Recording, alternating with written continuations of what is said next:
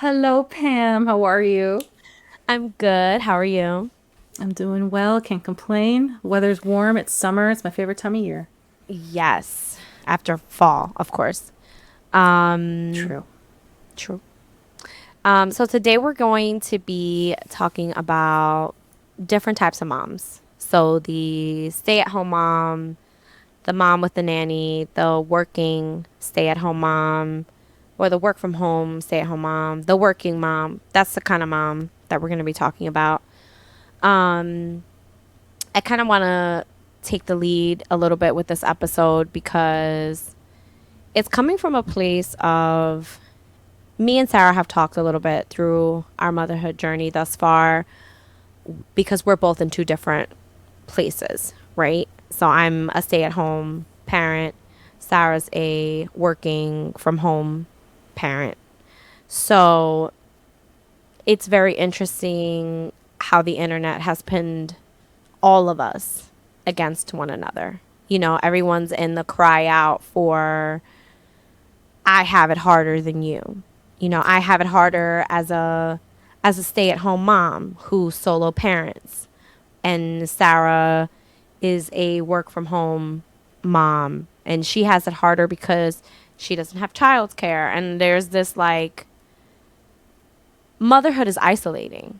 So why are we isolating our isolation? You know what I mean? Yeah, I do.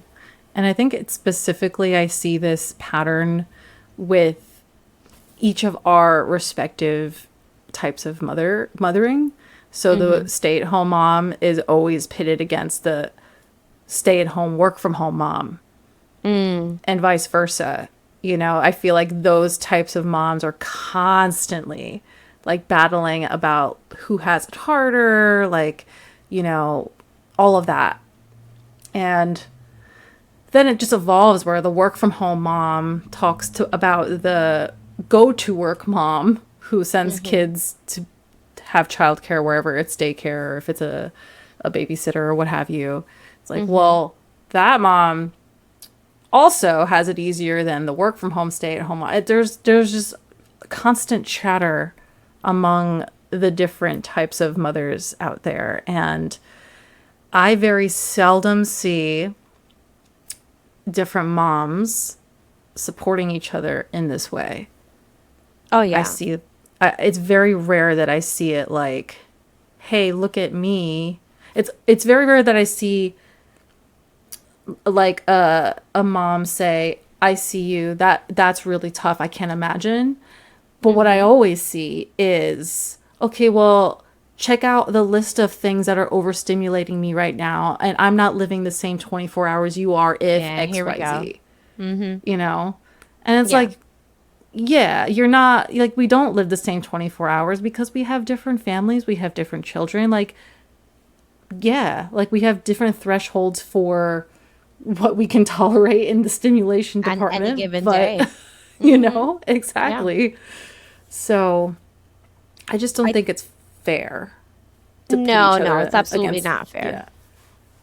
yeah. I You were saying that and I literally could visually like, okay, if you're listening to this, I want you to imagine that you're watching a cartoon and all the different bubbles are popping up around the person that's talking.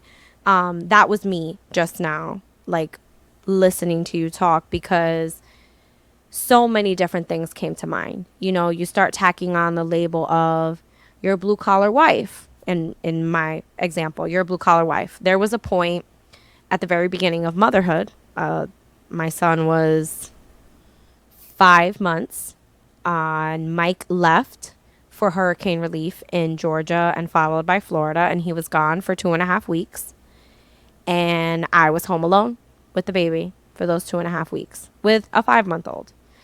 And so there's a lot of like the blue collar wife, the I never know when he's coming home. We don't have the same 24 hours. I'm able to stay home and like I've had a lot of people kind of segueing towards that. I've had a lot of people say, yeah, but at least, he's making the money for you to stay home. And this is something I want to give a little bit of background on because On top of, and I know this applies to all mothers, which is why I feel the need to say this. We already are losing a part of our identity, or we lose our identity in becoming a mom because we're no longer something else. Now we're, in addition to being a wife, a sister, a daughter, a caretaker, whatever, whoever you are before you become a mom, now you're pushed into this place where, for some degree, you come second. So you lose your identity.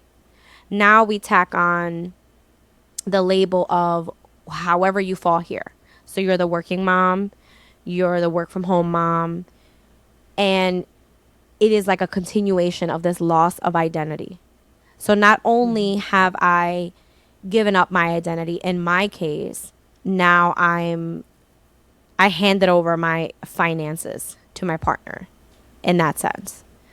And instead of finding support in motherhood from other mothers, I am very quickly, pushed to the side of, well, you're lucky that you're able to stay home. You're lucky that the baby doesn't go to daycare. You're lucky that your husband lets you stay home. And like so many layers of this, of like, so hey, so which part do we acknowledge that this is just as hard?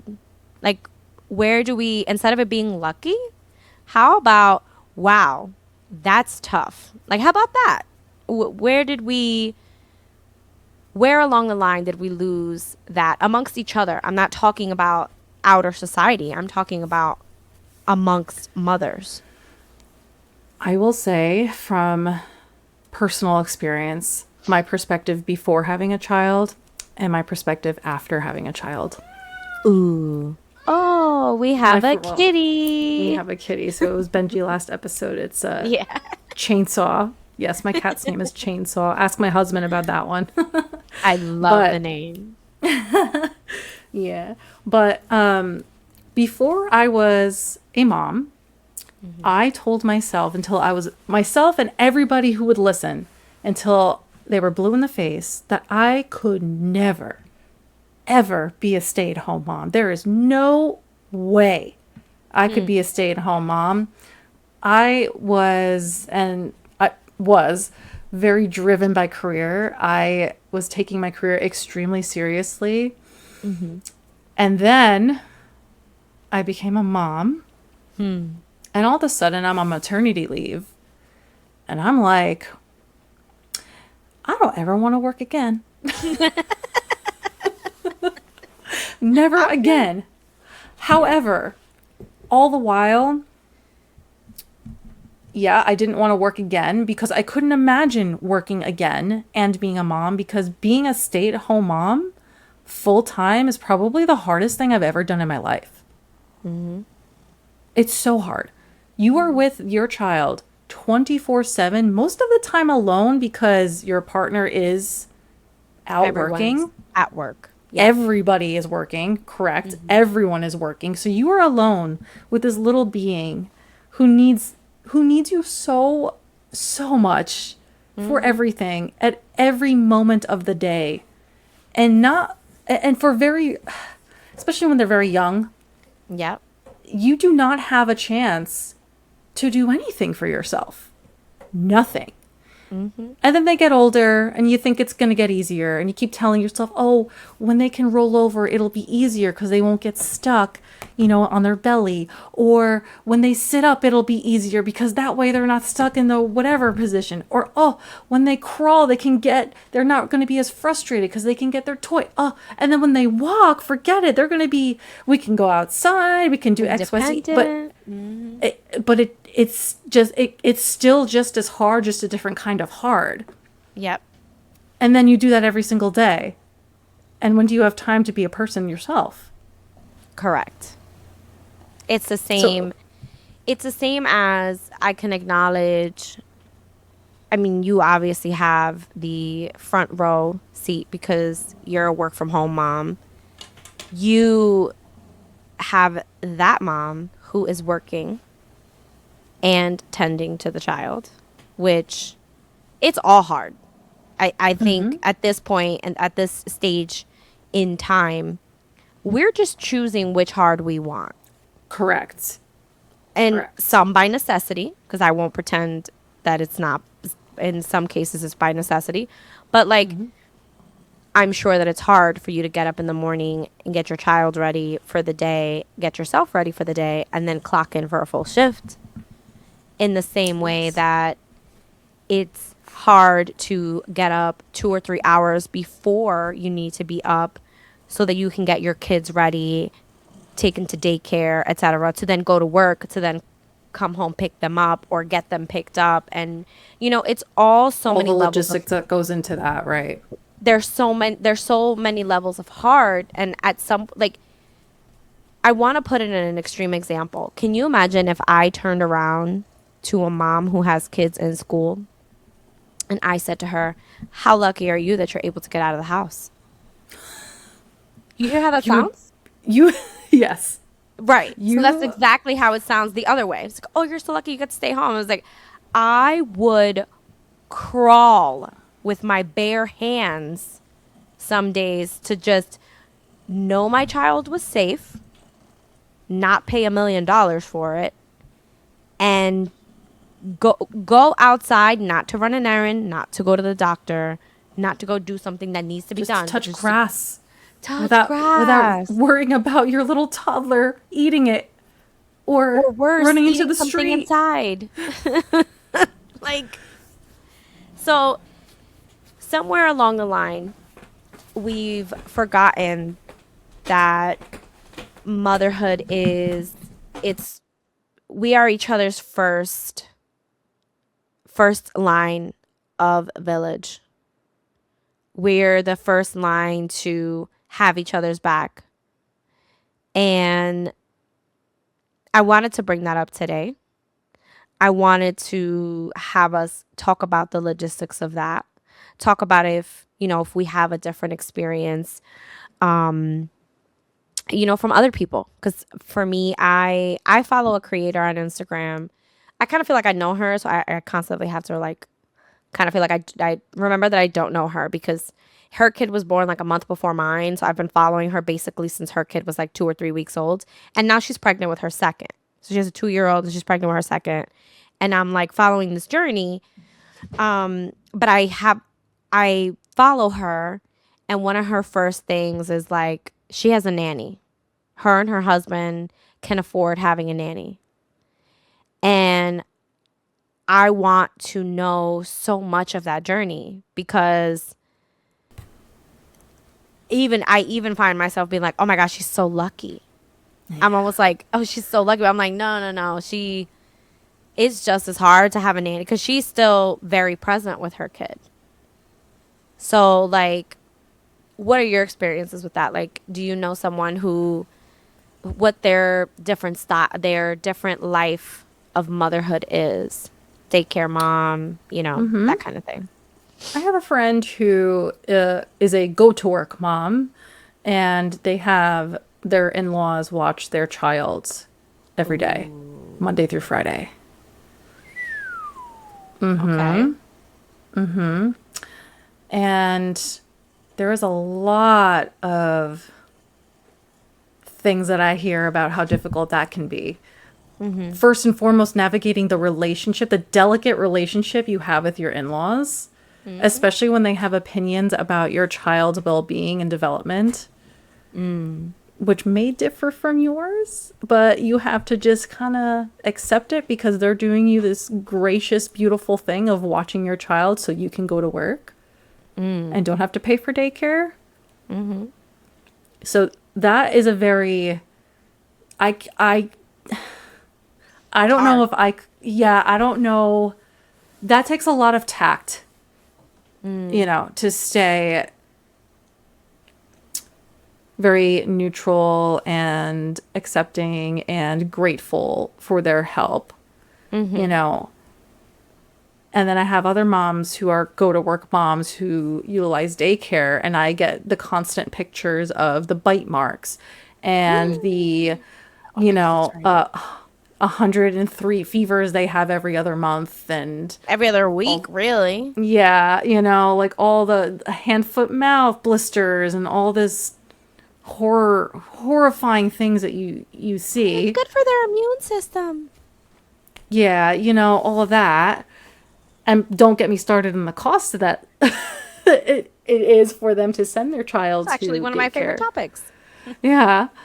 And then I also know I have a family member who just went back to work from maternity leave, and she has a nanny, an in-home nanny, and she works from home.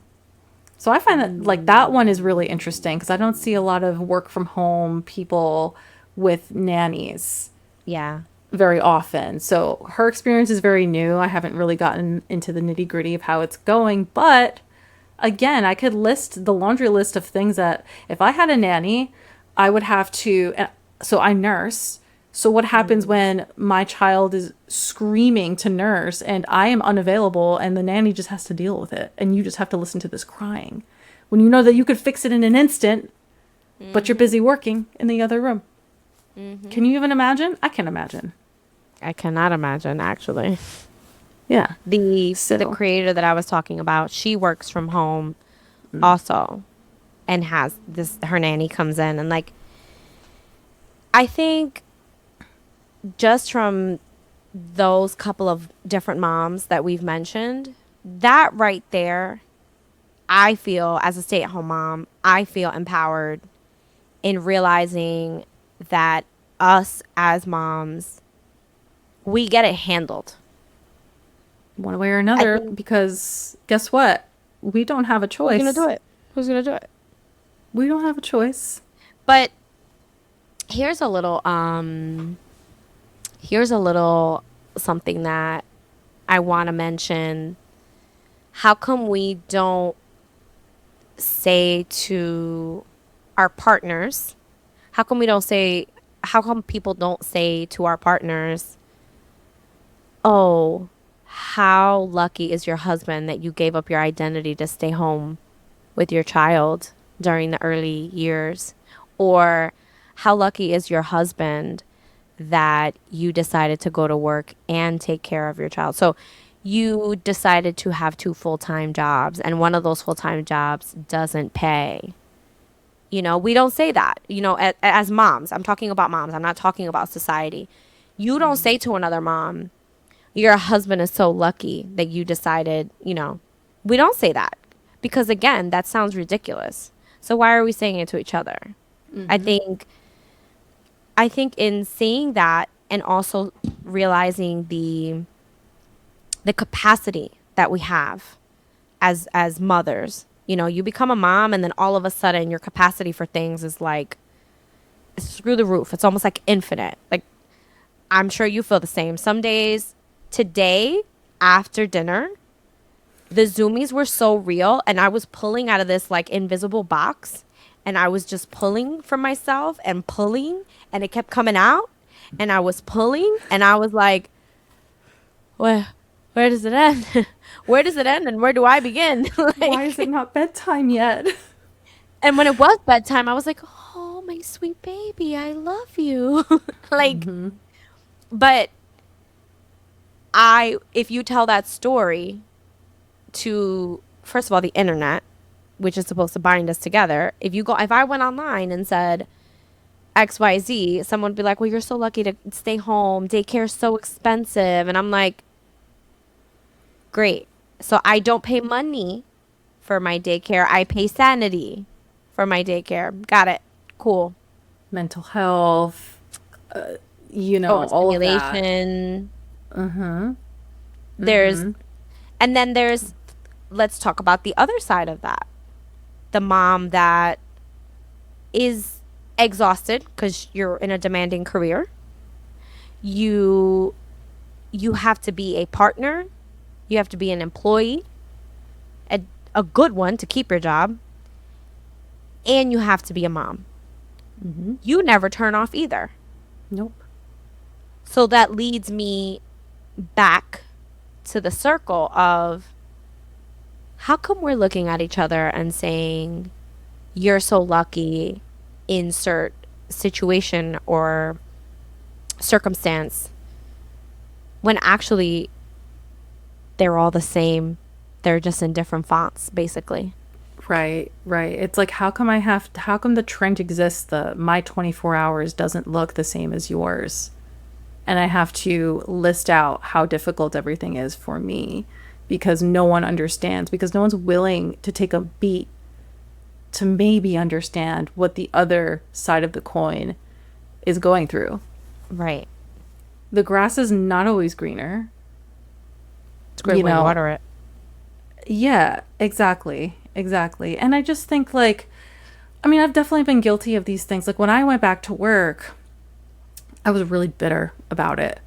You know, I was bitter for a lot of reasons. Number one, because my husband got to turn off being a parent for 8 hours and I didn't.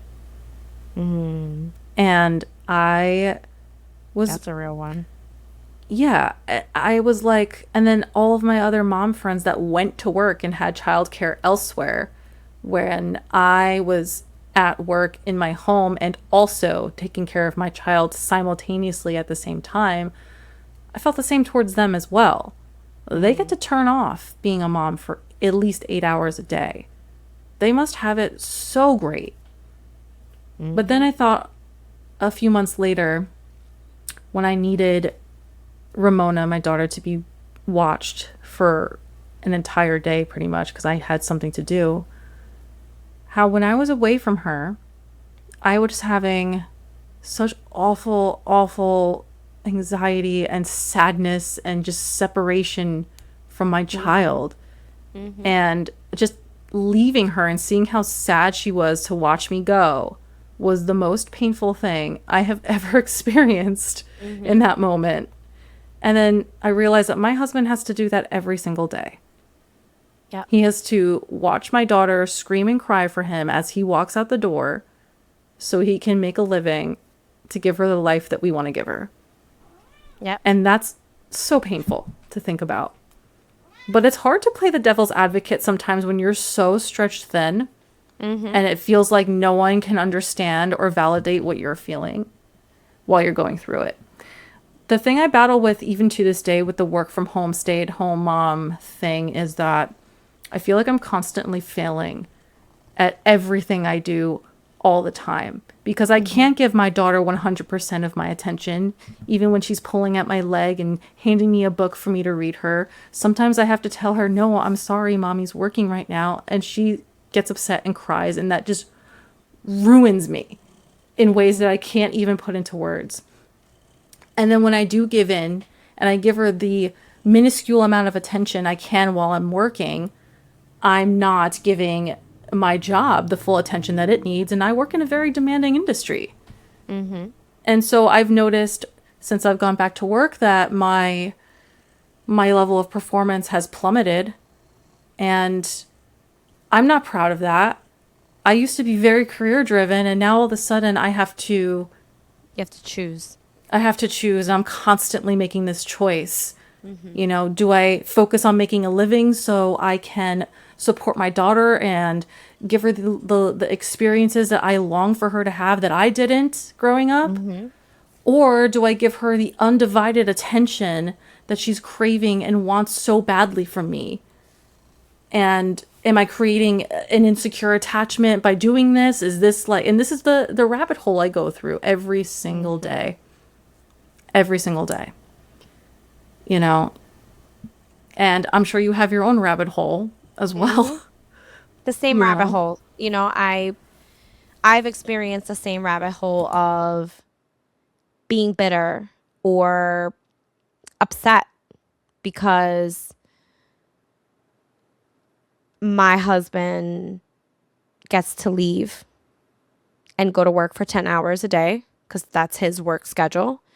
And he goes and works 10 hours and he's amongst other people and he's talking to other people and having that experience. And He can have a I'm meal on his own. his That's designated another. mealtime. When he decides to go eat, he gets to pull over, he gets to put a show on, and he gets to eat. And in the very beginning, pretty much up until 15 months, I was breastfeeding or pumping, and there was a child there, whether they were sleeping, whether they were this, whether they were that.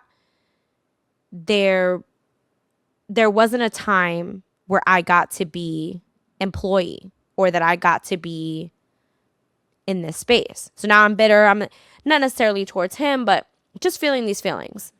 Mm-hmm. And I'm like, I'm not talking to anyone most of the time because at some point people stop calling you to check on you and the baby. So I'm alone all day. I don't talk to anyone all day.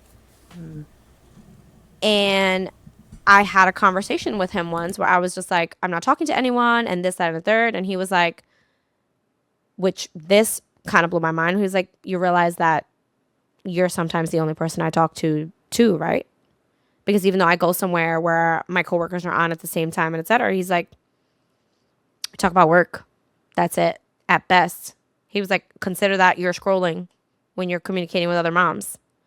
And it wasn't necessarily like that we had a fight about it or anything like that. It was just giving each other that perspective of struggling with that, of struggling with now I'm bitter because you're leaving. Hi, Chainsaw.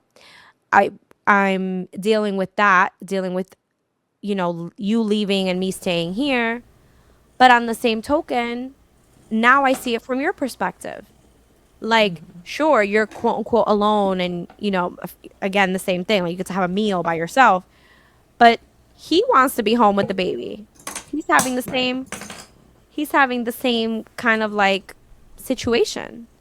So it's so interesting, that we all as a community of mothers, we are constantly we're being all pulled in these different directions.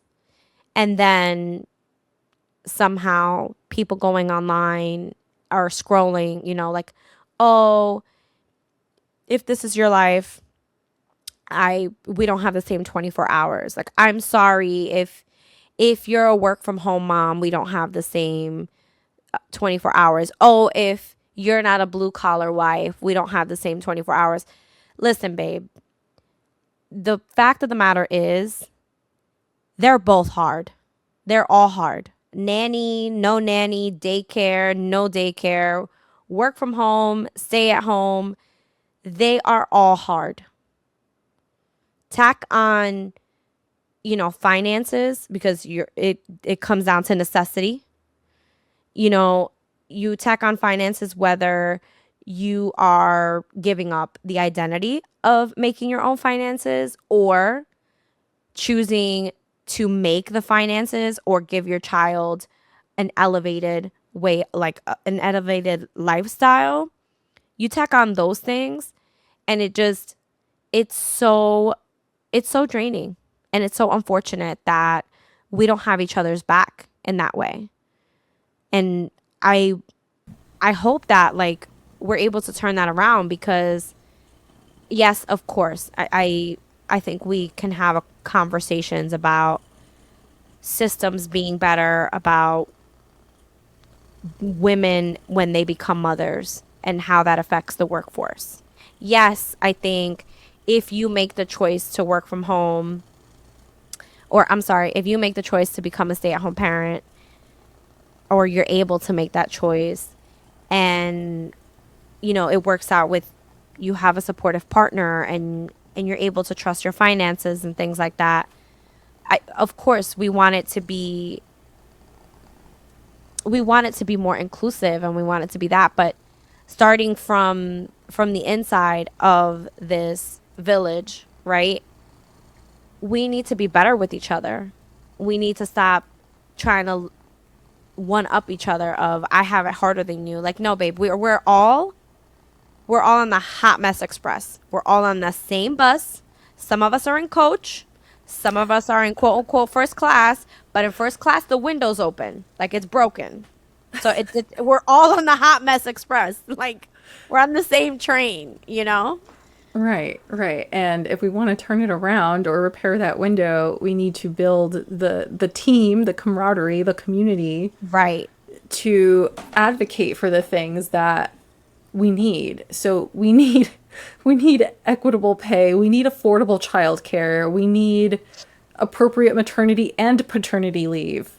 Like Yeah. these are the things that we need, but if we can't agree on these systemic issues or come together, then there's no way that we can challenge the systemic issues that exist Right. because we're too angry and focused And the on wrong thing. that rather than the root cause of all of it.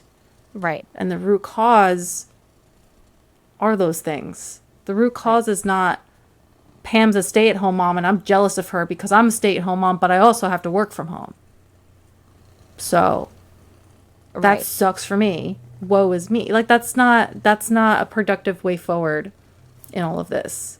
No, we could probably also, push it in some capacity, or we could fix the fact that you have to still work from home and not afford childcare. So you're still going to work and you can't afford childcare. Right.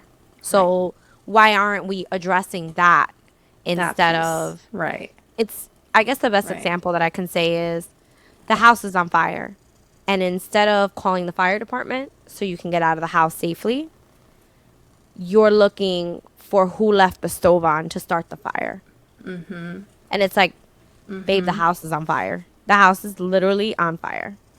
Like, we have to find a better support system. And I think, and you can correct me if I'm wrong, I think that starts with validating one another's experiences and just letting them be what they are. If you call me tomorrow and say, I'm having a crap day, this is hard, I'm working, I'm in a lot of meetings, it's just me and the baby, this is really hard, instead of me saying to you, well, my husband's working overtime today and I'm alone for 12 hours instead of 10 hours today, and I don't know what I'm going to do because I'm already overstimulated and it's only 11 o'clock in the morning. I should be able to say to you, girl, I'm so sorry. That is so tough. How can I support you? But Or in the same vein, it goes both ways too. Like, both things can exist at the same time and it shouldn't be they approached with, do. well, Right. I have it worse than you. Like, Correct. it should be like, damn, we're going through it, girl. Like, I'm gonna check And in on that's you in it. an hour and you're gonna tell me how it's going. And Kind that's of it thing. because we have each other. That's Yeah. that's the I guess the root of this episode is that the village, it starts with us. And if we're tearing the village down from the inside out, how can we expect to continue to grow our village and to nurture our village? Because I'm sure that I'm probably going to get the words or the names incorrect, but like in the caveman era, I'm sure that cave woman number one didn't go over to cave woman number two and say, you're so lucky because your husband got the bear, my husband only got the deer today. Like, no, they were like, hey, I got some deer, can I have some of your bear? We can trade, like there was a mutual support. And that's, if you take nothing else from this episode, I hope it's that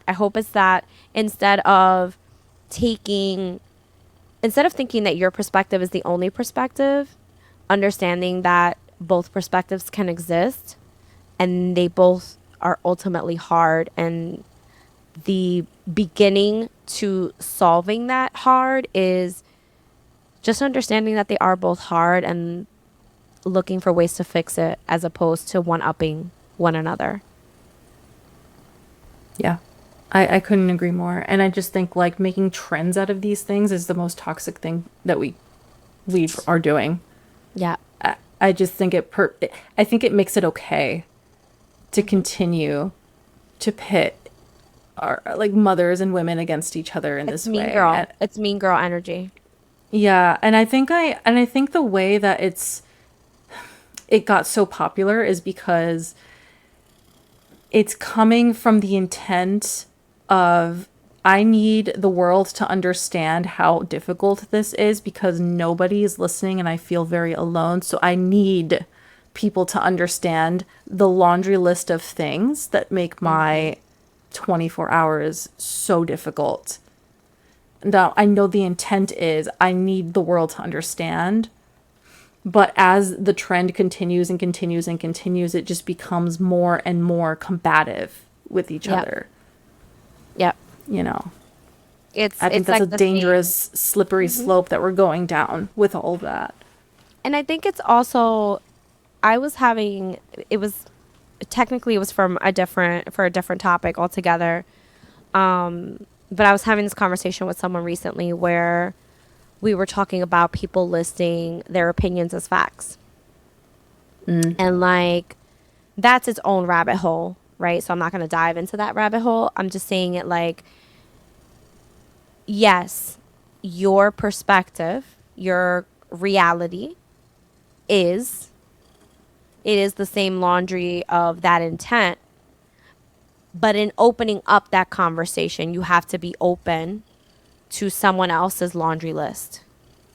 So the things that are your dirty, let's say dirty, your dirty clothes are maybe someone else's clean clothes, but your clean clothes are someone else's dirty clothes, and those are the same, the different struggles, and it's acknowledging that, and it's like you said before, it is acknowledging that they both exist because they do, and the basis of that is yes, the intent to these trends is that, but also to me, it also has made it a conversation for us to talk about because we we are so intentional about talking about where the village has gone and how come we're looking for the village online as opposed to in person, and it's surrounded around these same conversations.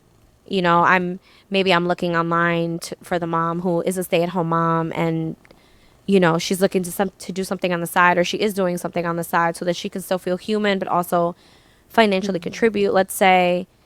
And in person I just keep getting told that I'm lucky in person, and maybe even in with good intention, people say it like they mean well because they do feel like you're lucky, maybe they didn't have the chance to do that, but it still rubs the wrong way, and in the same consensus of that, because now I'm removed from trying to have this in-person one-on-one conversation and I'm looking for a stranger online Yeah. because essentially the village is tearing itself apart from the inside out. I get that a lot too, that I'm so lucky that I get to work from home and stay at home with my child. I get a lot. I get this part of it from the older generation. Oh, you're so lucky. I didn't have that opportunity. If I had that opportunity, I would have done that. But you had to go to a babysitter, and someone else was raising your child. You're so lucky that you get to raise your child and work and contribute financially. I've heard this. You have it all being a work from home, stay at home mom. Wow. And listen, I am so thankful and grateful that I get to work from home and I do not have to send my child to daycare. But I wouldn't say that I have it all because, as I mentioned, I am torn between I'll say three jobs at the same time because I'm still nursing and that's a full-time job in itself as well. Yep. You know, and I'm doing all three poorly.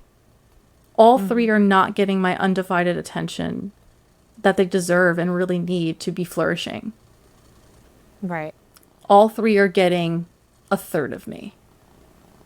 And if long term, I'm only giving my daughter a third of my attention for the majority of the week, if I'm only giving my job a third of the attention, if I'm only focusing on producing milk a third of the time, there's going to become a point where it all crashes and burns, right? Yep. But I supposedly have it all. Yeah, So, it's definitely an intense way. I think it's like the rubber ball and the glass ball theory, where like certain things are rubber balls.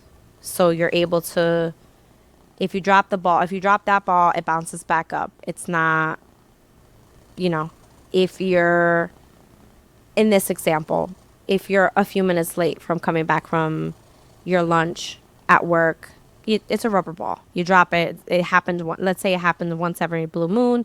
It's not a big deal. But if you no call, no show, that's a glass ball. You drop it, that shatters. It's the same.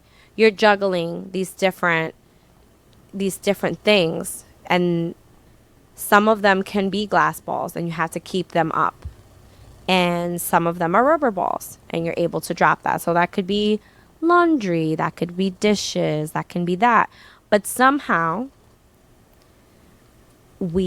are conditioned now to, regardless of your motherhood status, you're conditioned to say that you have to do all of it.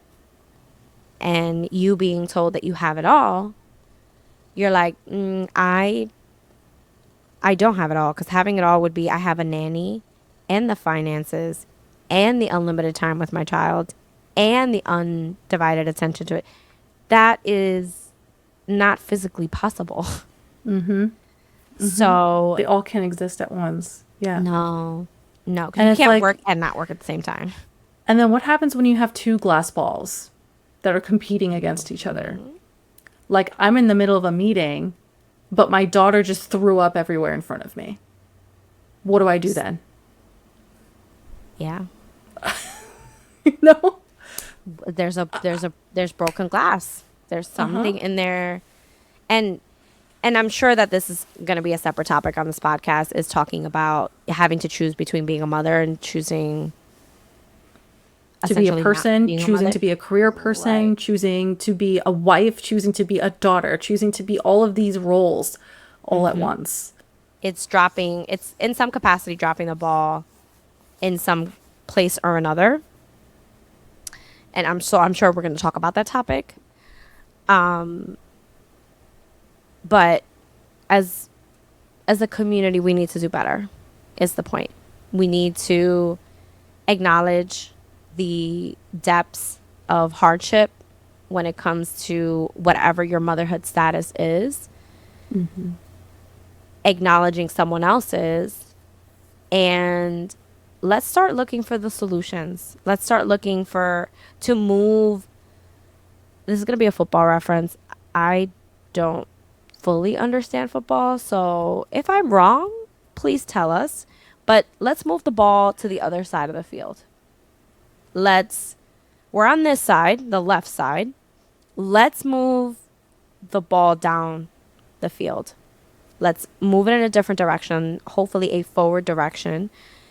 And let's stop giving each other crap about it on the internet. Let's acknowledge that they're all hard. And yes, the attention has been brought to the laundry list of things. But now let's take out the criticism and the condemnation from one another because we're trying to level up the other. They're all hard. There. Or maybe to add on top of that, yes, to acknowledge, yes, everyone's experience is hard in its own way, but also maybe we can seek to understand how. So maybe my perception of what's hard is different from your perception of what's hard. Like for me, I find it difficult to find something for my toddler to eat every day because I cannot stand to cook.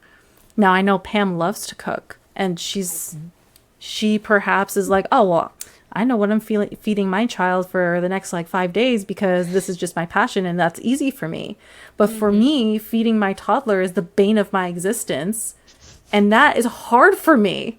So the perception of the same things that we have to do is different from person to person. So I think we also need to acknowledge that piece of it too. Yeah. Everyone's experience is unique. So even if I'm even if I am a work from home, stay at home mom, my experience may also be drastically different from the next work from home, stay at home mom. Right. But I'm already approaching, my inclination is to already approach that mother with a sense of equality because we're in the same boat together.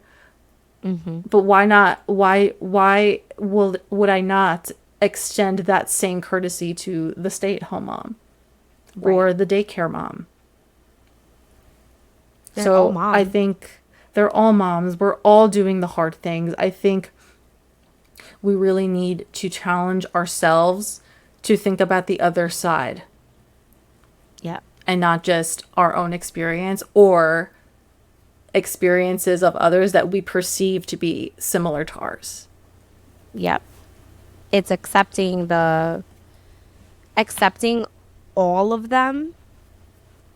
It's kind of like the ingredients to a soup.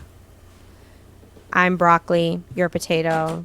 The other mom is chicken. The other mom is celery. And the other mom is broth. And broth is like, I wish I was broccoli. I wish I was potato. And potato's like, man, I wish I was chicken. I wish. And everyone is making the soup. We're all making the soup and we're forgetting that we're making the soup. So I hope you guys resonate with this episode. You're feeling, if you're feeling the depths of the hardship, know that we're with you. Know that we are here for you and our DMs are open. So reach out and we hope to hear from you soon. Take care. Bye. Bye.